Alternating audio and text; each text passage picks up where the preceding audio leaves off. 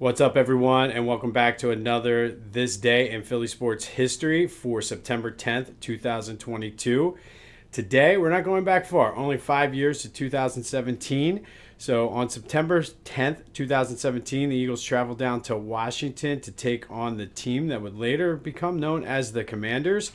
They went in and won 30 to 17. Carson Wentz threw two touchdown passes. Fletcher Cox sealed the game late with a recovered fumble from Kirk Cousins in the end zone to put the Eagles ahead for good in the fourth quarter.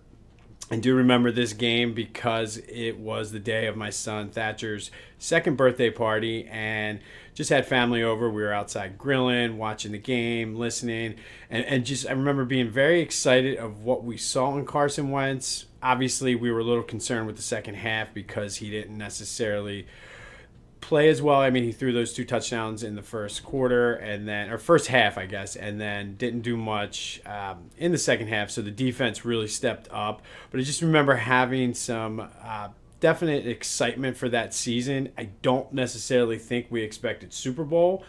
We were just basically looking for the next natural progression. But hey, it turned out very, very well for the Eagles after a quote unquote slow start for the offense. They went down to Kansas City the next week and lost in a close one.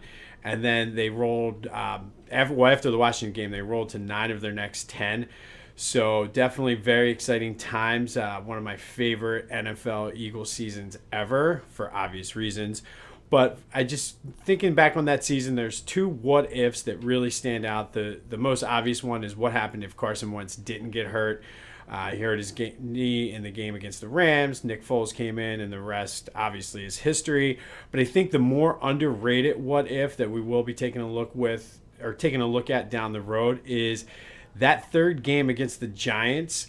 The Eagles were out to a big lead. I think the Giants came back and scored 20-some points in the fourth quarter.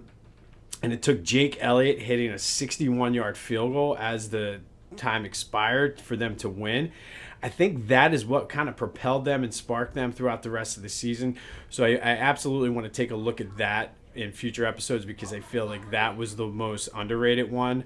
But have yourselves a Saturday today. We got a full college football slate. Hopefully my Owls have the good bounce back game against Lafayette today.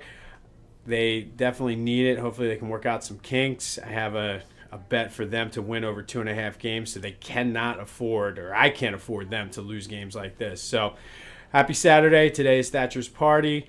Can't wait for his birthday tomorrow, but we'll be back tomorrow with the Eagles pick and another This Day in Philly Sports History. Be sure to check out Back to the Future wherever you get your podcasts.